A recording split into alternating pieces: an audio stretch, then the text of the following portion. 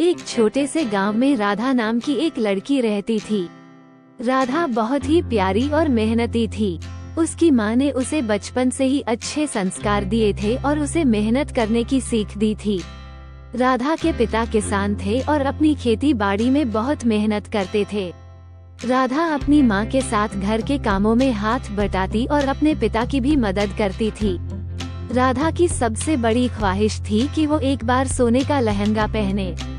उसने बचपन से ही सोने के लहंगे के बारे में सुना था और उसकी चमक दमक की कहानियाँ सुनते सुनते उसके मन में भी एक दिन ऐसा लहंगा पहनने की इच्छा जाग उठी थी। गांव में एक पुराना मंदिर था जहां हर साल एक बड़ा मेला लगता था। इस मेले में एक खास प्रतियोगिता होती थी जिसमें सबसे सुंदर लहंगा पहनने वाली लड़की को पुरस्कार मिलता था।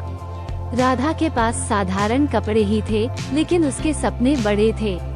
एक दिन उसने अपनी दादी से अपने सपने के बारे में बताया। दादी ने मुस्कुराते हुए एक पुरानी कहानी सुनाई जिसमें एक जादुई सिलाई मशीन का जिक्र था जो सोने का लहंगा बना सकती थी। राधा ने ठान लिया कि वो इस मशीन को ढूंढेगी। राधा ने जंगल की ओर रुख किया और कई दिनों की मेहनत के बाद एक गुप्त गुफा में वह जादुई मशीन मिली। उसने दिल से प्रार्थना की और मशीन से सोने का लहंगा मांगा। चमत्कारिक रूप से मशीन ने उसे एक खूबसूरत सोने का लहंगा बना कर दिया। राधा की आंखों में खुशी के आंसू थे। उसने सोने का लहंगा पहना और वो बहुत ही सुंदर लग रही थी। मेले का दिन आ गया। राधा ने सोने का लहंगा पहना और प्रतियोगिता में भाग लिया। उसकी सुंदरता और लहंगे की चमक ने सबका दिल जीत लिया। राधा को पुरस्कार मिला और उसके सपने पूरे हुए। उसकी मेहनत और विश्वास ने उसे उसका सोने का लहंगा दिलाया, जिससे पूरे गांव में खुशी की लहर दौड़ गई। राधा का नाम अब पूरे गांव में गूंजने लगा। सभी लोग उसकी तारीफ करने लगे और उसकी कहानी सुनने के लिए बेताब रहने लगे। राधा ने सोचा कि उसने जो खुशी पाई है वो और लोगों के साथ भी बांटनी चाहिए। उसने अपने दोस्तों को बुलाया और उन्हें अपनी कहानी सुनाई। उसने बताया कि कैसे उसने अपनी दादी की कहानी पर विश्वास किया और अपनी मेहनत से उस जादुई मशीन को ढूंढा। राधा की कहानी सुनकर उसके दोस्त भी प्रेरित हुए। उन्होंने सोचा कि अगर राधा अपनी मेहनत और विश्वास से अपने सपने को पूरा कर सकती है, तो वे भी अपने सपनों को पूरा कर सकते हैं। राधा ने अपने दोस्तों से कहा, हम सभी के पास कुछ न कुछ विशेष गुण होते हैं। हमें बस उन गुणों को पहचानना और अपने सपनों को पूरा करने के लिए मेहनत करनी चाहिए। राधा की कहानी से प्रेरित होकर उसके दोस्त भी अपने अपने सपनों को पूरा करने में जुट गए। किसी ने संगीत सीखने का सपना देखा तो किसी ने चित्रकारी करने का। गांव में एक नई उमंग और जोश आ गया। सभी लोग अपने अपने कामों में मेहनत करने लगे और अपने सपनों को पूरा करने की दिशा में कदम बढ़ाने लगे। समय बीतता गया और गांव में खुशियों का माहौल फैल गया।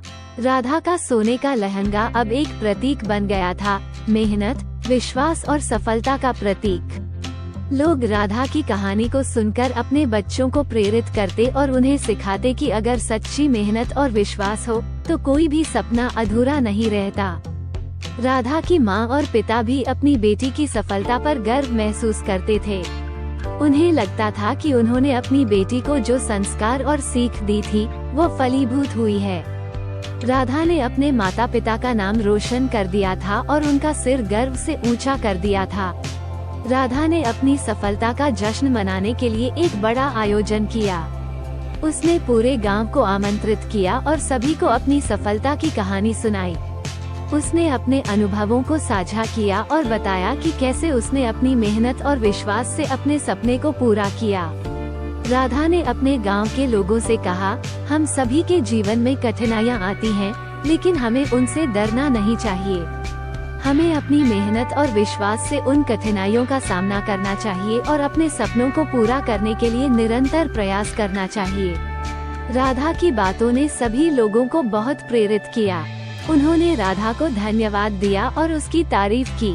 राधा की कहानी अब सिर्फ एक कहानी नहीं रह गई थी, बल्कि यह एक प्रेरणा बन गई थी जो लोगों को उनके सपनों को पूरा करने के लिए प्रेरित करती थी। इस प्रकार राधा की मेहनत और विश्वास ने न सिर्फ उसे उसका सोने का लहंगा दिलाया, बल्कि पूरे गांव को एक नई दिशा दी। उसकी कहानी से सभी को ये सीख मिली कि अगर हम अपने सपनों को पूरा करने के लिए मेहनत करें और विश्वास रखें, तो कोई भी सपना अधूरा नहीं रहता। कृपया हमारे चैनल को लाइक, शेयर और सब्सक्राइब जरूर करें।